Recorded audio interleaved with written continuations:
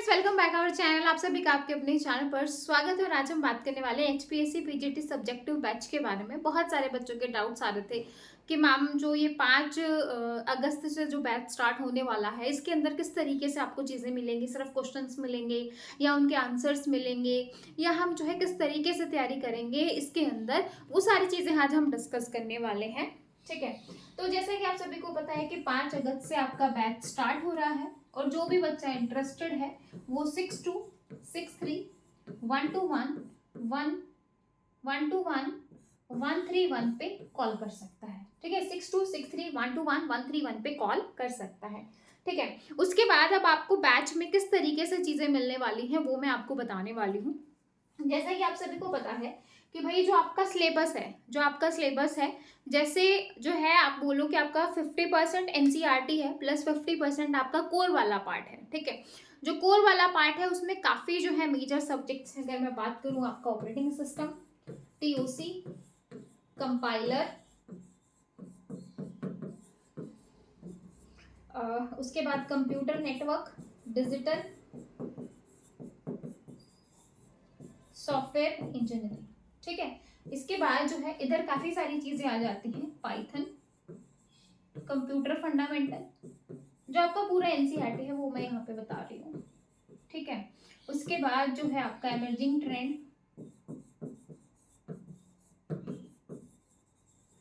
Social ethics. ठीक है, और भी कुछ मेन चीजें जैसे आपका एचटीएमएल और एक्सएमएल भी मेंशन है कंप्यूटर नेटवर्क वाले पार्ट में।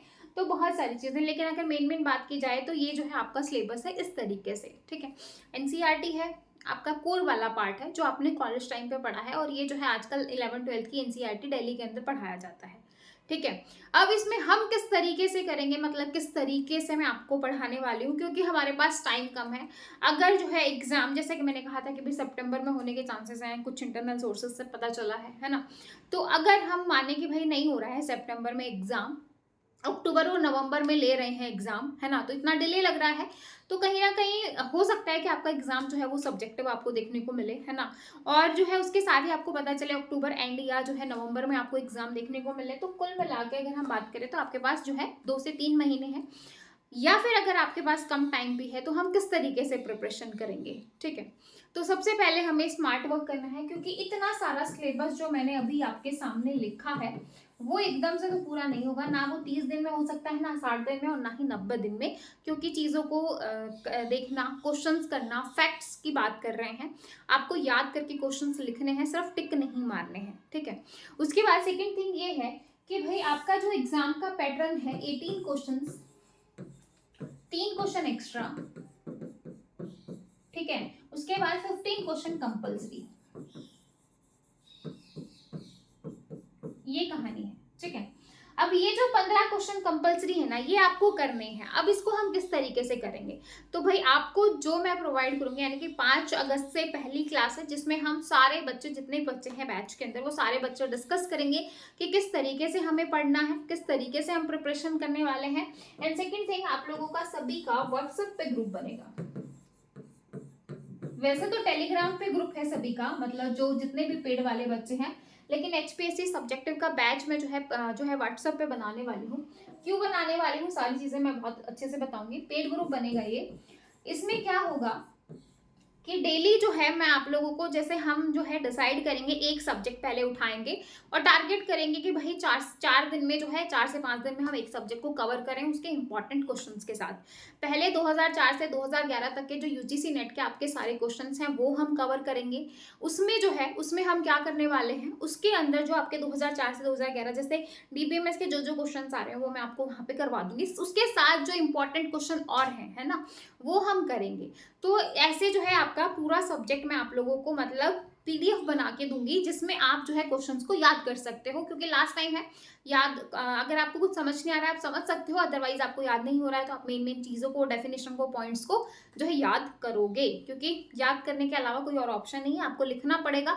तो आपको प्रैक्टिस करनी है लिख लिख के देखने की। ठीक है, उसके साथ ही डेली जो है स्टार्टिंग में एक क्वेश्चन दूंगी, 1 वीक तक एक क्वेश्चन दूंगी भाई। ठीक है। उसके बाद ये क्वेश्चन की जो संख्या है वो बढ़ती जाएगी, यानी कि आपके ऊपर रिस्पॉन्सिबिलिटी होगी एक क्वेश्चन लिखने की एक हफ्ते तक। उसके बाद जो क्वेश्चन है वो 2 हो जाएंगे और लास्ट टाइम पे जाते जाते ज्यादा हो जाएंगे, क्योंकि आप लोगों को भी आना चाहिए कि क्वेश्चन मुझे मिला है, यानी कि एग्जाम का जो प्रेशर होता है ना, क्योंकि भाई इतना सारा, एक तरीके से मैं हमेशा बोलती समुंदर है, उसमें से मुट्ठी भर चीजें आएंगी, यानी कि 15-18 क्वेश्चन आ रहे हैं, मुट्ठी भर ही तो है। तो अब उसमें से आपके पढ़े हुए में से क्या आए और क्या ना आए वो तो भगवान ही जानता है ना। तो लेकिन अगर कुछ अलग क्वेश्चन आ गया है तो जो है आप उसको किस तरीके से डील करोगे वो मैं डील करना सिखाऊंगी, कि जो मैं आपको क्वेश्चन दूंगी उससे, ठीक है, ताकि आप क्वेश्चंस को डील कर सको, आप एग्जाम में पैनिक ना हो। कई बार क्या होता है कि हमें चीजें नहीं आती तो हम एकदम से पैनिक हो जाते हैं, जिसकी वजह से सिर में बहुत सारी चीजें हो जाती है, जिसकी वजह से जो चीजें हमें अच्छे से आती हैं वो भी गलत कर देते हैं, है ना। तो ये होगा जब आपको क्वेश्चंस मिलेंगे। और सबसे अच्छी बात ये है कि जब सभी बच्चों को क्वेश्चंस मिलेंगे, वो सारे क्वेश्चन जो है आप लोगों को जो व्हाट्सएप पे पेड ग्रुप बनेगा उस पे आपको पीडीएफ की फॉर्म में सेंड करने हैं। इससे क्या होगा, आप एक दूसरे के क्वेश्चन देख सकते हो, यानी कि जो भी बच्चे ग्रुप में होंगे वो एक दूसरे के साथ क्वेश्चंस देख सकते हैं। उन क्वेश्चंस के साथ हर एक बच्चे का पर्सनली मैं हर एक क्वेश्चन चेक करूंगी, जो क्वेश्चन मैं आप लोगों को दूंगी, और जो मुझे गलतियां लगेंगी वो मैं आप लोगों को बताऊंगी कि आपको इस तरीके से इंप्रूवमेंट करना है लिखने के अंदर, ठीक है। आप बाकी बच्चों का देख के आप देख सकते हो कि अरे इसने ये पॉइंट अच्छा लिखा है, मैंने ये सही नहीं लिखा, या उस बच्चे का बहुत अच्छा है। जिससे क्या होगा, आप लोगों के अंदर भी ये समझ में आएगा कि अच्छा हम इस क्वेश्चन को इस तरीके से भी लिख सकते हैं। क्योंकि जब हम अपनी समझ से लिखते हैं वो हम अपना जो है 100% 200% दे दें। जब हम सेम क्वेश्चन 10 लोगों का देखेंगे तो हमें समझ में आएगा कि और किस तरीके से जो है इस पे काम किया जा सकता है। वो अलग अलग माइंड से जो है चीजें स्मार्ट वर्क में डेवलप होंगी। समझ में आ रहा हो कि स्मार्ट वर्क हम किस तरीके से करने वाले हैं, कि भाई चीजों को स्मार्ट वर्क, यानी कि जब आप 10 बच्चों के साथ कनेक्ट होगे, उनके आंसर्स राइटिंग देखोगे, तो आपको खुद समझ में आएगा कि मैं कहाँ पे लैग कर रही हूँ और मैं किस तरीके से जो चीजों को और बेहतर बना सकती हूँ, ठीक है। तो इस चीज में बहुत मेहनत लगने वाली है, क्योंकि एक एक बच्चे का क्वेश्चन चेक करना और ये सारी चीजें है ना, ये सारी चीजें होने वाली हैं। तो जिन बच्चों को लग रहा है कि फीस थोड़ी ज़्यादा है, तो भाई मैं सीरियसली कहूँ ना, मैं अपने बच्चों के साथ बहुत ज़्यादा मेहनत करती हूँ, बहुत ज़्यादा। और आप खुद सोच सकते हो कि भाई हर एक बच्चे को जो है आप लोगों को पूरे क्वेश्चंस प्रोवाइड करना विद नोट्स और पीडीएफ, है ना, वो भी सारे पीवाईक्यू, क्योंकि वो मैं आप लोगों को बना के दूंगी। उसके साथ ही आपको डेली क्वेश्चन देना, क्वेश्चन को चेक करना, और इतनी सारी चीज़ें, मतलब बहुत जो है बहुत अच्छे तरीके से हम करने वाले हैं।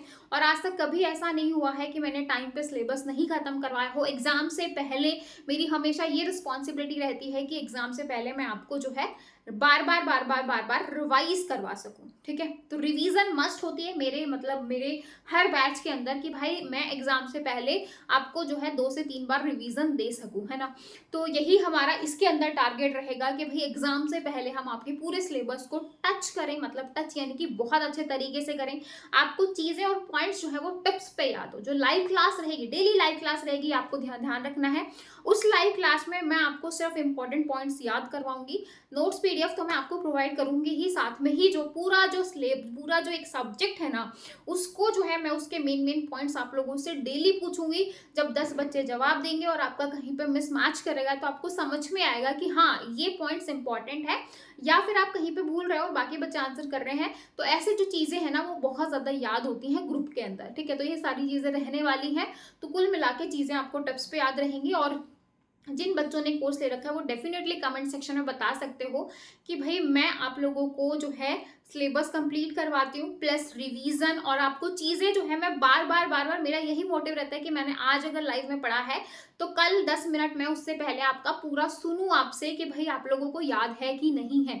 और जो बच्चे हैं जो पढ़ रहे हैं उनको डेफिनेटली बहुत सारी चीज़ें बिल्कुल टिप्स पे याद होंगी, चाहे वो आपका पाइथन हो, चाहे वो आपका एसक्यूएल हो, या फिर कोई भी सब्जेक्ट्स हो, उनको चीज़ें बिल्कुल बहुत अच्छे से याद रहने वाली हैं।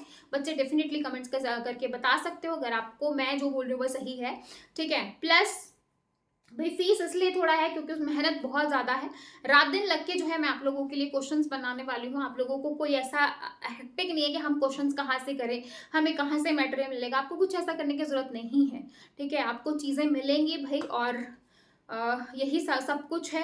देखो सिलेबस तो ऐसा नहीं है कि मैं आपको पूरा ऑपरेटिंग सिस्टम पढ़ाऊंगी फिर उसके इंपॉर्टेंट क्वेश्चंस करवाऊंगी, क्योंकि इतना टाइम नहीं है। क्वेश्चंस के थ्रू हम पूरा सिलेबस कवर करेंगे, कुल मिला के बात ये है, ठीक है। तो आई होप आपको जो है समझ में आ गया होगा अच्छे से कि आपको सब्जेक्टिव बैच में क्या मिलने वाला है। और फिर भी अगर किसी बच्चे को डाउट है तो मैं बता चुकी हूँ कि 6263 121 131 पे कॉल करके पूछ सकता है, ठीक है। 6263